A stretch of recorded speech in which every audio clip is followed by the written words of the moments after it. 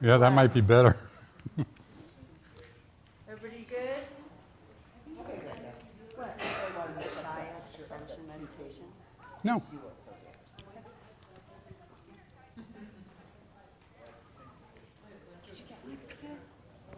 Sue, did you get a paper? Okay. Thank you, Wendell.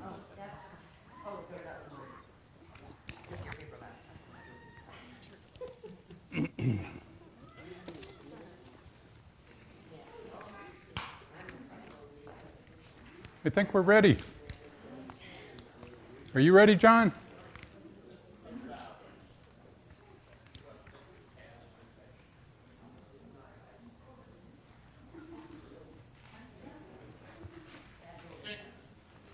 All right. Well, welcome to Effective Meditation. For me, effective meditation has got to be practical. It's like when I first was introduced to the science of mind, what really struck me is that it was practical.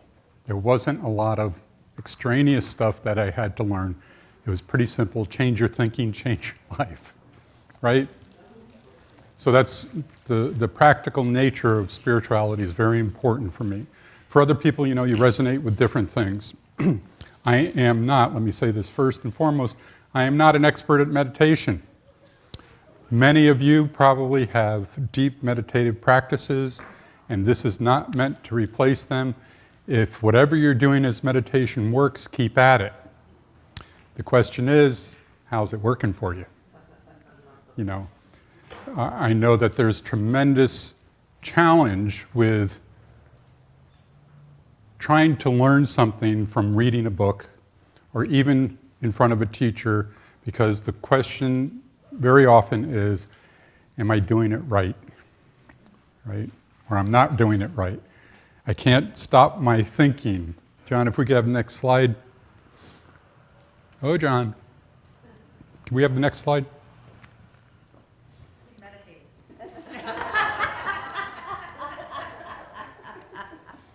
So what is meditation? Traditional. What do we traditionally see for meditation? What do you do? Sit there silently.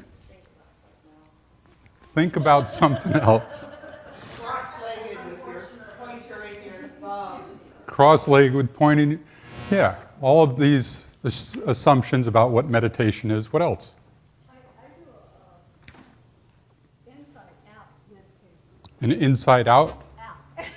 Oh, inside app. Yeah, inside-out. It's a meditation. Inside app. Yeah. Is anyone familiar with the Oprah and Deepak? Yeah.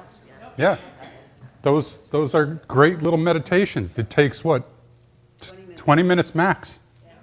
And it's done for you. But it's a good way to start. It's a good way to start. That's another challenge that we have is, I don't have time for this, especially when we don't know how. So all of these things, and mix and match different meditation techniques. All of these things. What else is up there?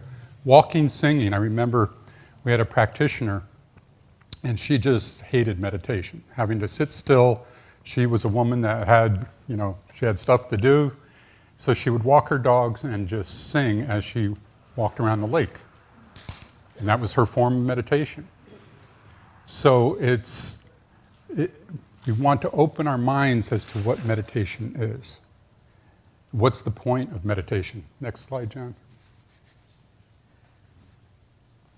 Well, why do we meditate? We're told that we have this monkey mind. What does that mean? It's all over the place. How successful has anyone been in stopping that? 2 seconds. Right. And so right away we think that, I'm just not doing it right. This is beyond me. Therefore, I can't meditate. Right? What else does meditation do for us, supposedly? Calmness, peace of mind. How many of that actually established? Yes. Meditation for me sometimes brings me into the moment of now. Meditation? Meditation will bring me into the moment of now because my mind is out.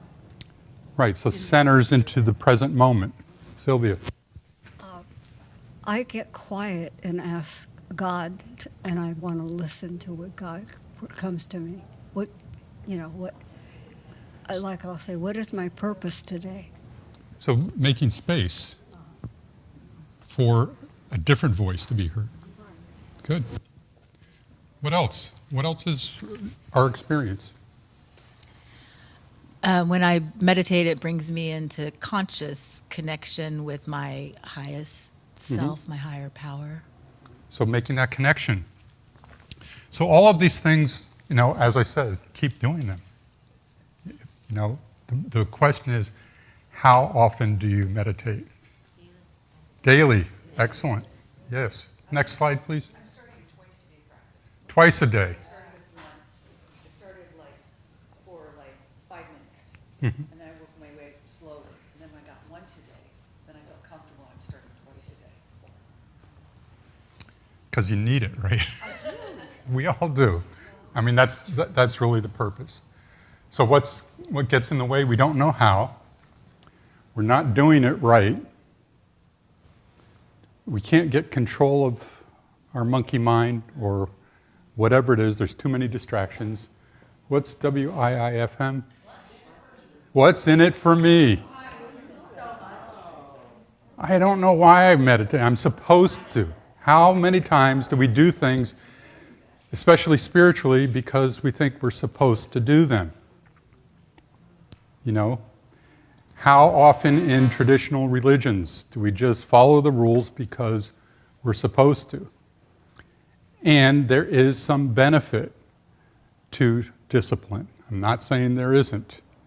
But if that gets in the way of what we're really trying to experience, then it's okay to throw it out.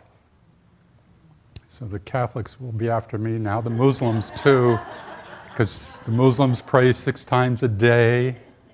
And it's the largest growing religion in the world because of that discipline.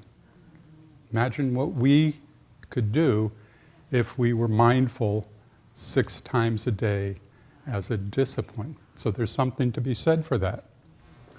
So what we're trying to do here is just create a way that we can tap into this state, because that's what we're trying to do, right? Meditation is a state. And the bottom line is if we can't answer all of those things, then we're not going to do it. And we're going to say, I don't have time, right? My time is so precious, I don't have time to get exasperated over spiritual practice. So what gets in the way, did you check any of those off? It says check all that apply on your handout. Why is it not good to have what's in it for me? No, you want to know. You don't know what's in it for me. Oh, okay. Yeah. Yeah, so that gets in the way is, why am I doing this? It's for somebody else because I'm supposed to. Or another good reason, yes. Or want to. Yeah. Why should I do this? I don't want to do it. I don't know what's in it for me if I do it. Okay? So, that brings us to the practical expressions of meditation that I've picked up on. I do a lot of those other things too, but this is one of the favorite morning ones that I do. John, if you could put the next slide up. No. Okay, that's good. The point of meditation is, I love this one, is not to get good at meditation. Does that resonate? If that was out of the way, do you think you would meditate more? Isn't that interesting? I have to get good at this because my teacher said I had to. Well, again, what's in it for me? Why am I doing it? Well, the reason is to get good at life. At least that's what resonates more deeply with me, is I don't really care to get good at meditation. I want my life to change. So if we think about the monkey mind, trying to stop the mind is like trying to ask our heart to stop beating. It's just not going to work. So that's one thing you can let go of. Is that a sigh of relief? Yeah. Let the monkey swing. Hand him a branch, You got to have fun with it. With that being said, for it to be effective and for your life to get better, it requires a commitment to practice to get good at life. You want to get good at life? You got to practice. It's not going to, you're not like the monkey swinging from vine to vine. It takes commitment. So the next slide, John. So my favorite bedtime meditation. I had to do this one. I did a countdown from 30 to 1 about 4 times last night. But it's very simple. You have a countdown from 30 to 1, 30, 29, 28, etc. So what's the purpose of that, do you think? Pardon me? Distract your mind. Distract your mind. What else? Focus. You can't think of two things at once. So if I'm thinking of a number, I use it similar. Especially backwards. Yes. Going forward, too easy. Yeah. Yes. But if you go backwards, you kind of have to think just enough to keep the other thoughts at bay. So for me, the countdown helps to center myself. It's, as you said, for all those reasons, you can't think of two things. It's a countdown. Sometimes I fall asleep, and that's okay, because that's really what I'm trying to do. So counting down, you're getting centered, you're getting focused. The next thing to do is think of 3 things that you're grateful for. And you can expand that. It could be one thing that I'm really grateful for that happened today, or 3 things that I'm really grateful for, or 6 things, one in each area of your life. You can do whatever you want there. The idea is the shifting of the energy from pre-contemplation to focus and calmness to opening your heart to what you're grateful for. Now, how many people, when they go to bed at night, are preoccupied with something that they need fixed, or a solution, or a problem? Okay? So this workshop idea is a combination of, anyone familiar with Silva mind control? That was something that was in the 80s, I think it was. Jose Silva developed the whole process, and I was reading that, I think, in college, and I had an actual spiritual experience with it. And that was one of the things that really kicked me off in this direction. But anyway, he has what he calls a laboratory, where you bring your problems to the laboratory and let the people in the laboratory solve your problem. So it's like a mastermind group. You ever create a mastermind group? Who would be in your group? I'd like you to think about that right now. Who would be in your group to solve any problem that you have? And you can go ahead and write that down. Who would be in your group?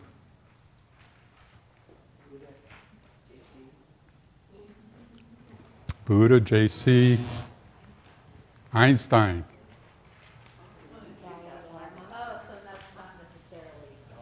I had my dad in there, because my dad was brilliant. It could be, your favorite minister. That was a laugh.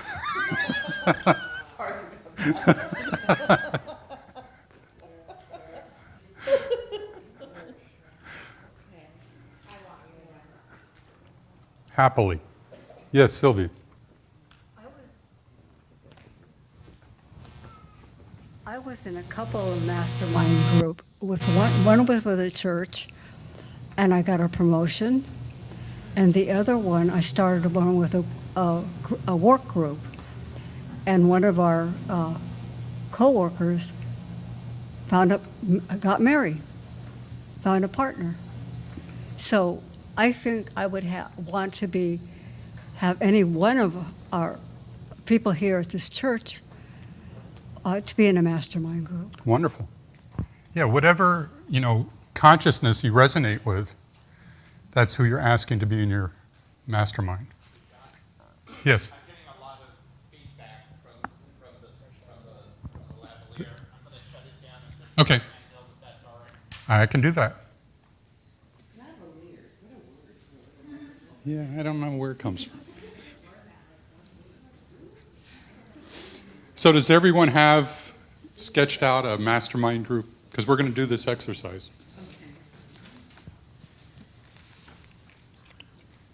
What happens when we do that? When we have a mastermind group, we have a challenge, situation, condition, and we turn it over to them to solve. We give up our problem, but we don't give up the problem. So we're able to release, right? Release control. You know, that's a big thing in meditation, is we try and control our minds because we're supposed to be doing it a certain way, right? And if our teacher saw us doing it another way, they would take us to task for not doing it right. And, you know, if it's working for you, use it. If not, then try something different. What I like about this is I can take that problem, that condition, put it into the workshop, and I can fall asleep. The amazing thing is if you position it as knowing that when I wake up, I may not have an answer right away, but I will be open and receptive to whatever I notice. This is a tricky part of, I think, our spirituality, that we think it has to show up a certain way. Oh, I put this problem into my workshop and I didn't get anything out of it. And as you're driving to work, the billboard says, stop, slow down.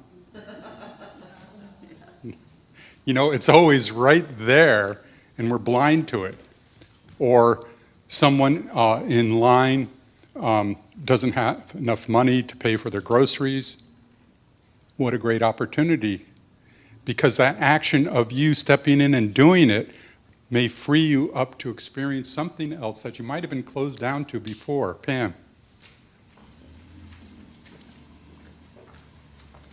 I had an experience once that my son was in a private school and my daughter was in a not private school. And we were trying to decide, it was a problem trying to get back and forth and stuff. And I was just like, I don't know what to do. It's a lot of money. I don't know what to do. And I'm driving to see a dentist, and on a sign, literally a road sign, I was looking for a sign. A road sign said Westerly, which is the name of the school that my son was at. I was like, oh, okay. Keith, we're going to send Claire to Westerly because I saw a sign. So, and since then, I've done it my whole life. I don't know what to do. It might be a talk, it might be when I'm a practitioner here. It happens all the time for that. I just go, I don't know what I'm going to talk about on Sunday, but I'll know in the morning. And I wake up and I know. It comes. So, yeah, after the Westerly thing, I'm like, okay, this works. Thank you. You know, how many times do we ask, oh, God, give me a sign? And we ignore all the signs. You know, it can be very subtle. But that's what this practice does. It makes you more attuned to the possibilities. And for me, it's very practical. I don't have to worry about position. I'm flat on my back. I'm getting ready to sleep. You know, God loves that too. All right, so what we're going to do is actually do this exercise. I'm going to count down from 30 to 1. And then I'd like you to think of what you are grateful for, and then put into your workshop, whatever you want to call it, mastermind, workshop, whatever it is, put your condition or question in there, and then we'll have a quiet time, and then we'll just come out of that, okay? All right, so I invite you to get centered. Take 3 big, deep breaths.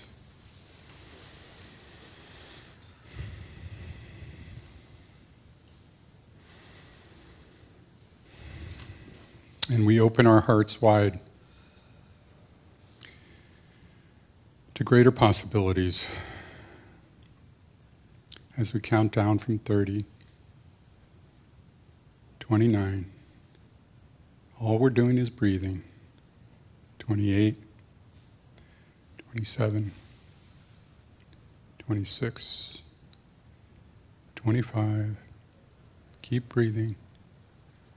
24, 23, 22, 21, 20, 19, 18, 17, deep breath, 16, 15, 14,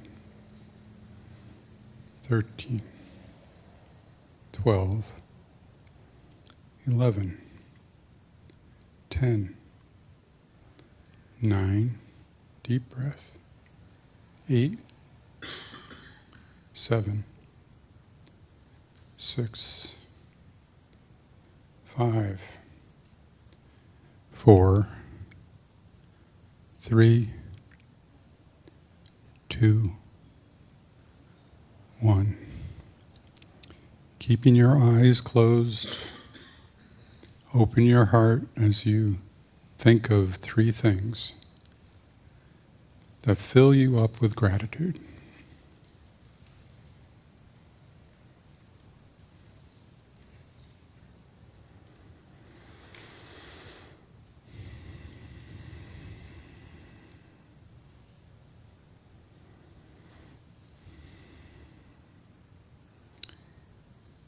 So we're relaxed now. We take whatever is pressing us in consciousness in our lives and bring it into our workshop. We acknowledge each of the people that are there, the talents that they bring into your workshop, into your laboratory, the reasons that you asked them there in your mastermind group. And with simplicity and honesty and straightforwardness, you just say whatever the condition is that you'd like to change.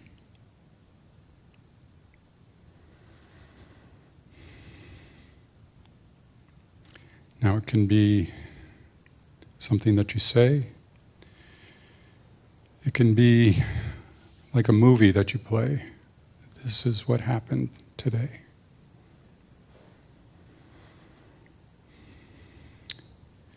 And you just can feel so relaxed as you hand it over to these brilliant minds and open hearts. Simply asking them for a better idea, a different way to think about it, or a solution, or a sign.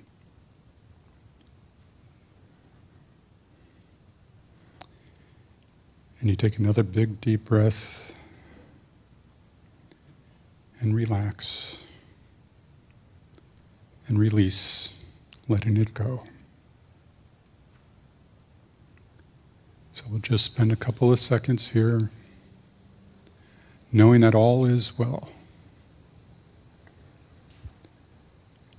And that as we wake up, we'll be refreshed and renewed, knowing that whatever we are seeking will find us. And so it is.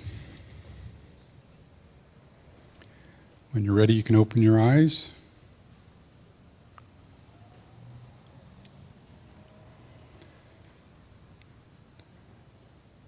Now, I didn't time that, but it probably took 3 or 4 minutes. Did anybody notice any shift or any change? Yes, Lorraine. Very relaxed. I feel very relaxed and I feel very calm, and I'm surprised that so much changed in 3 to 4 minutes. It's great. Wonderful.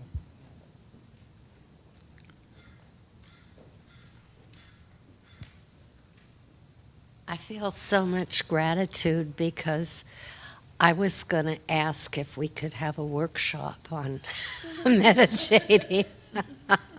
And I'm very glad, Wonderful. you know.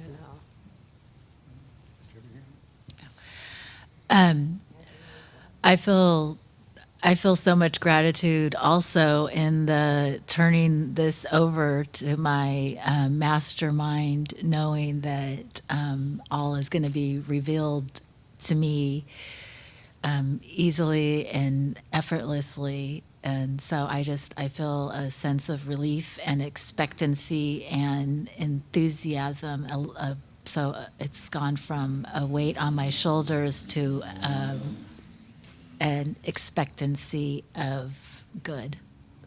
Wow. From a weight on your shoulders to an expectancy of good in 4 minutes. Wow. And now we have to be very attentive and open to any signs, or it's kind of fun. Now, as you become more adept at this, you can change from 30 to 1 to 10 to 1. I mean, or you can increase it, do a full minute. But the counting, I think, is really important to just bring you to that place of positive expectancy. I know what's going to happen. I'm getting really good at this. Yes? About that counting, some numbers I was really aware of, and other numbers my thoughts intruded, and I lost those numbers. And then I remembered what I was doing, and I got back to the numbers. But even though my brain was in and out with the numbers, it still worked. Yeah. It is interesting, and that's what you want to do, that's the monkey mind is, and just saying, okay, well, let's get back to the numbers. So the number is a centering point that it's hard for the monkey to swing to the next branch because you're going just with the numbers, if that's making sense at all. I've been reading Michael Singer lately, and he keeps talking about the flow, getting into the flow through meditation and so on. And this, forming this mastermind group took it completely out of my responsibility. I just gave it to them. I just said, okay, here, I'm going to go take a nap. And what Wenda said about expectancy, I'm going to look for the billboard. Just what's the commercial say? What's the title of the book that might show? Whatever. I don't have to figure it out. That's the part. Because there's something inside of you that knows how to figure it out. So isn't that what we do in treatment? I don't know what it is, but there's something inside of me that does, and I insist on calling that forward right now to express that inspiration, that guidance, that support that is already set up for me. The universe has our backs, but we have to get, as Emerson said, get our bloated nothingness out of the way, the divine circuits that simply want to bring us our good. Rachel? That's how I learned to solve crossword puzzles easily. You did? Yes, I put my focus on one area, and if I get stuck somewhere, I'll remove it and go to another area, and that relaxes everything, so that all of a sudden I come back and I absolutely know what belongs there. Excellent.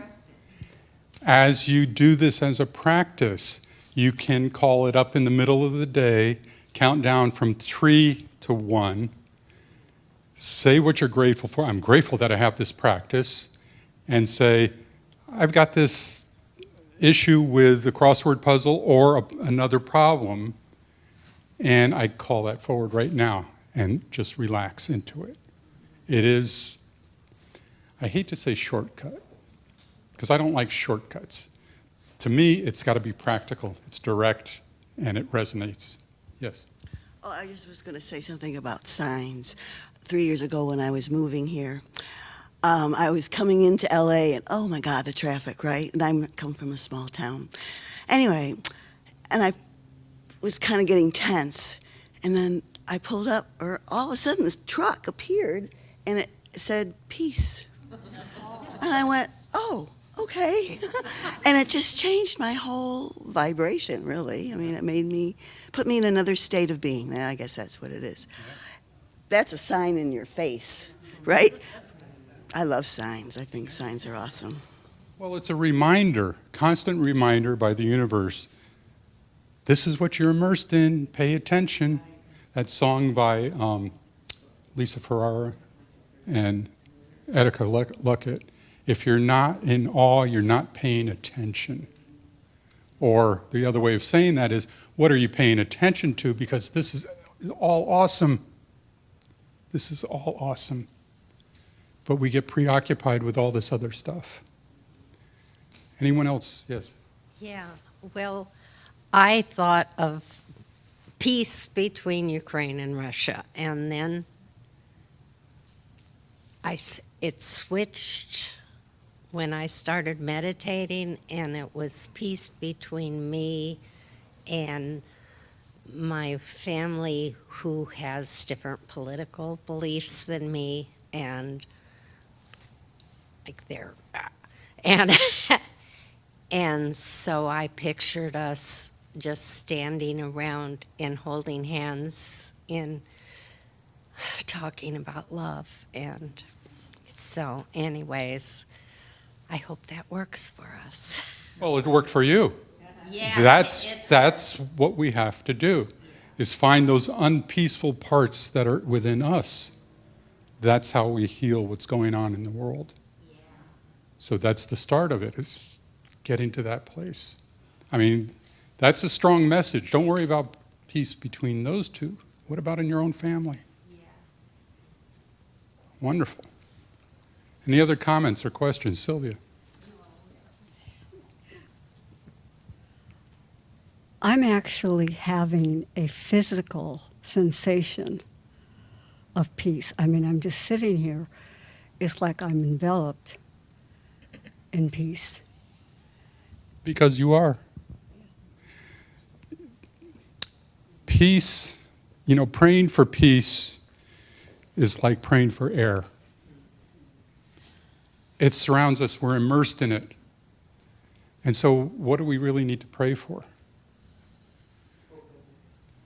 Praying for revealing those unpeaceful parts in ourselves.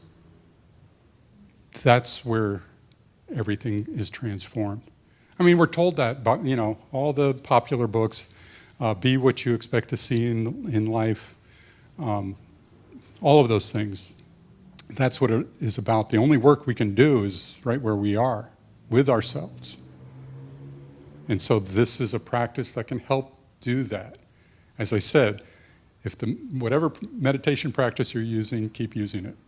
Add this one in the mix every now and then to shake things up, because that's always a good thing to do, is because any practice can become stale. So, I mean, it's like working out. They say, work your arms one day, your legs another day. Do aerobic in between those days. Change your routine, but have a spiritual practice that you can rely on, that you can do frequently. You notice I didn't say daily, because that's another should, isn't it? Oh, you should meditate every day. Set a hand up. Or... When you're talking, I just found one thing that's really important, especially if you're just starting a meditation practice, is compassion for yourself, because we do feel sometimes that we want to calm that monkey mind, and like when you're counting down and your mind wanders off the numbers, then just say, oh gosh, my mind is being my mind. It's doing what it's supposed to be doing. Thank you, mind, and then back to the numbers. So, yes. Travis, did you have your hand up? Yeah, I think so. I had a really fascinating experience with monkey mind one time where, I tried different techniques like seeing each thought as a cloud passing by, and as soon as I was aware of it, release it. And 15, 20 minutes went by, and they kept coming. So I found myself I was trying to focus on my breath and focus on something else, but I realized I was witness to the thought parade, and that was my focus. And all of a sudden I realized that I was experiencing everything that I associate with deep meditation without having shut off the thoughts, but just witnessing the thought parade and continually letting go. And so that was novel to me, to think of the thought parade as the focus of attention. But that can happen. That can happen even if you don't shut off. Yeah. And that's a turning point in meditation, is to recognize that I don't have to entertain those clouds. I can just get back here. I can just get back here. Those are just clouds. In my meditation like that, it's a corral with horses, and you're sitting on the fence watching the horses go around. And the horses are your thoughts. And what you do is you find yourself riding one of the horses. So as soon as you recognize that you're riding one of the horses, you say, oh. So you get off and you get back up on the fence and watch the horses. So that's another form of that. Yes. All right, so Wenda had said something that triggered, let's go on to my favorite morning meditation. That was the bedtime meditation.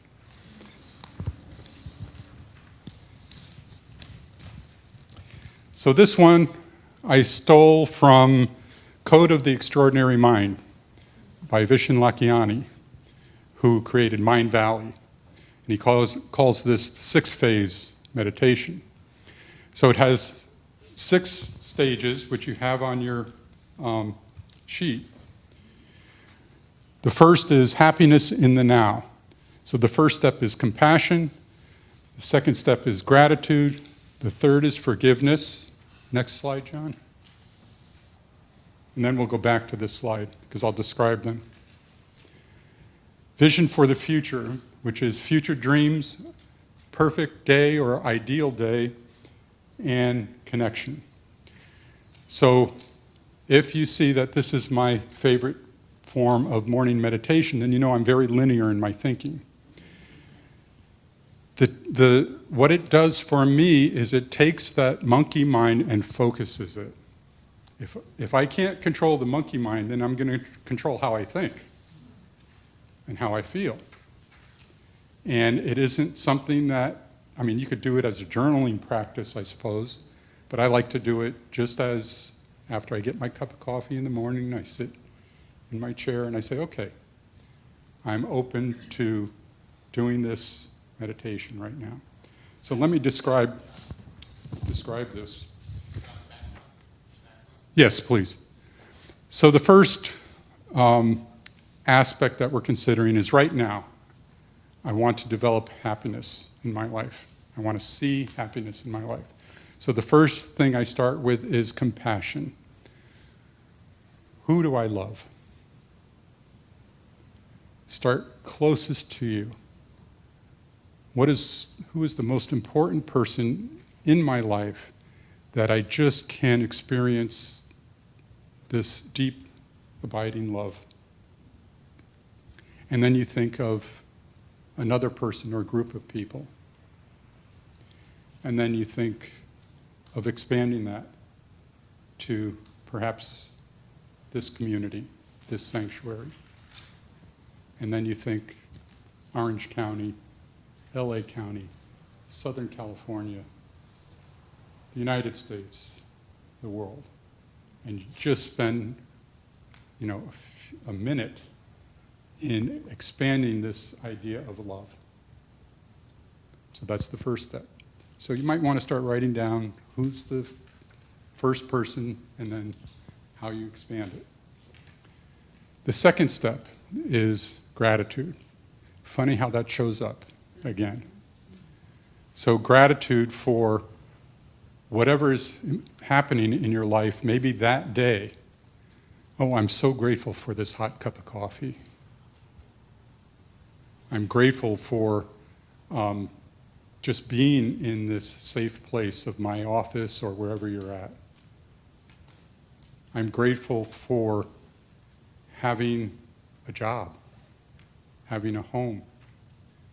So again, you just keep expanding it into the different areas of your life. Or you can keep it really simple and do one thing. It's like the first step. Just think of one person. Think of one thing to be grateful for. You don't have to make it a big elaborate thing. It's just that as you do, you go deeper. But if you're just starting out, keep it simple. Do one thing at a time. The third thing is forgiveness. And this can be a big deal. What I find personally The most important place to start is with forgiving myself. I forgive myself for not taking the best care of myself. I forgive myself for not keeping my promises. I forgive myself for letting a person down in a situation. Whatever it is, I think it's really a key place to start. Or not, there can be something that you really need to forgive someone else. Wherever the energy is, wherever you feel that there's congested energy, is really where you want to bring your attention.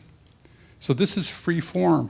I mean, it's not, we have a formula, we follow the formula, but only to where it makes sense for us to do that. I find, though, that there's always something to forgive, and usually it's about me. Okay? So as I do that, I'm making a transition to the next phase, next slide. Yes?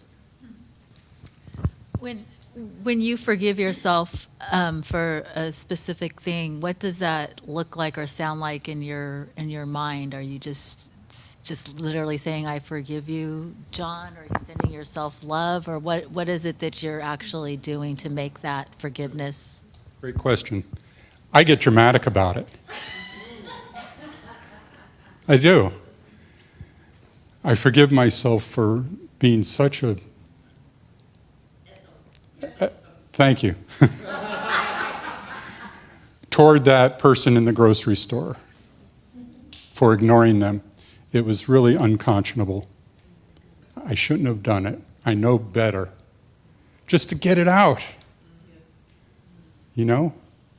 To really make it perhaps more dramatic than it was.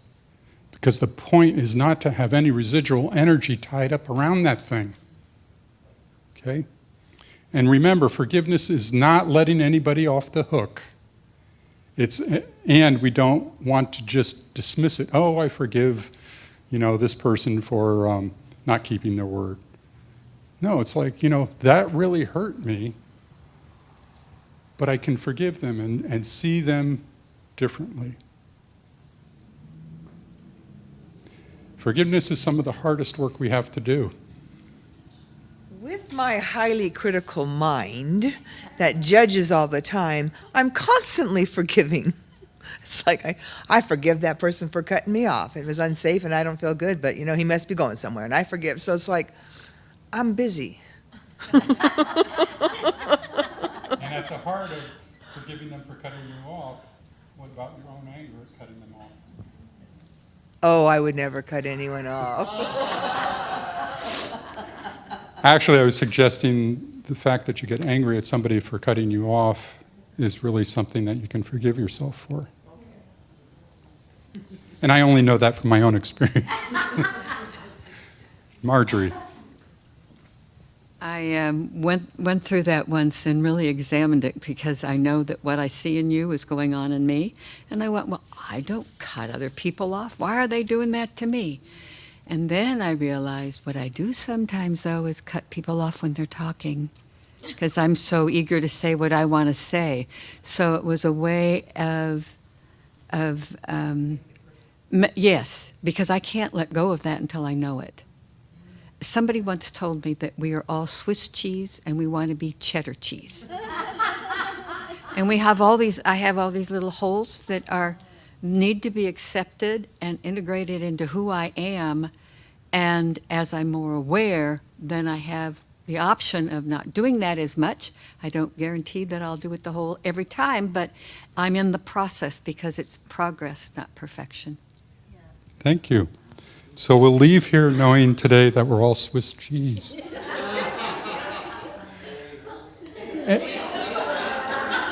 What was that? Holy, holy. I love it. I love it. What a great anchor for this class, to think of ourselves as holy, holy, holy, and know the story behind it. That's powerful. That's powerful. So now we shift gears to the vision for the future. So these 3 steps are future dreams. So you're taking a time period, and it can be 3 weeks, 3 months, 3 years, of seeing yourself in possession of what your expectation or hope is. So I remember in Merriman and Morrissey's prosperity class, we had an exercise where we would do something like this, and you would share with each other, and then you would say, okay, now what you're going to do is stand up with each other, and you're going to imagine yourself 3 years in the future, let's say, and you're seeing that person for the first time in 3 years, and you say, oh my God, do I have a story to tell you? Remember we talked about this. Well, let me tell you what happened. And with that kind of enthusiasm, you go through all of the things that you would wish had happened and telling the story as if they are already true. So you're embodying the energy of already possessing that which you desire. Again, it can be several things, it can be one thing. It can be one thing. So the way that I use this, the future dream, is, let me tell you, I just completed the interim ministry for Seal Beach. You won't believe this story, how magnificent it was. The sanctuary is filled on Sunday. They have a vast virtual community that people donate each week.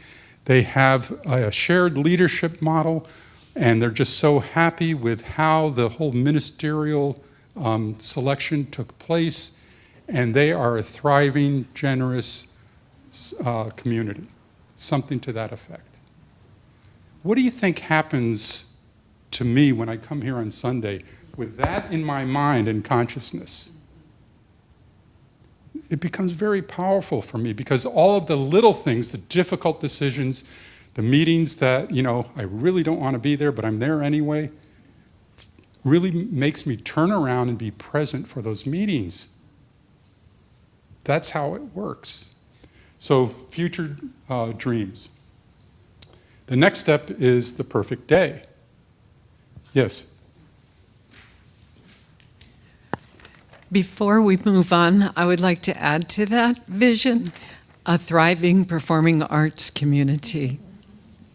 Well, then you put that into your mix on your future dreams. I will. Yeah.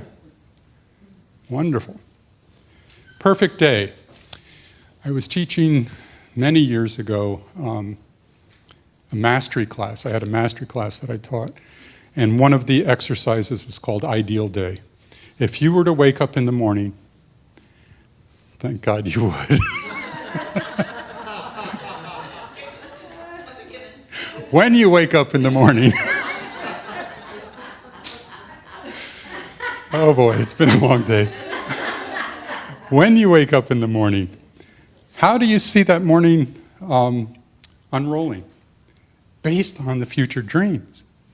What are you doing that morning that's going to be part of those future dreams?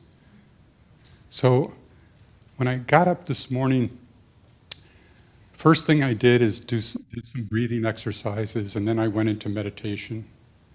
Then I got up and got a cup of coffee, settled into my office, and did another brief meditation.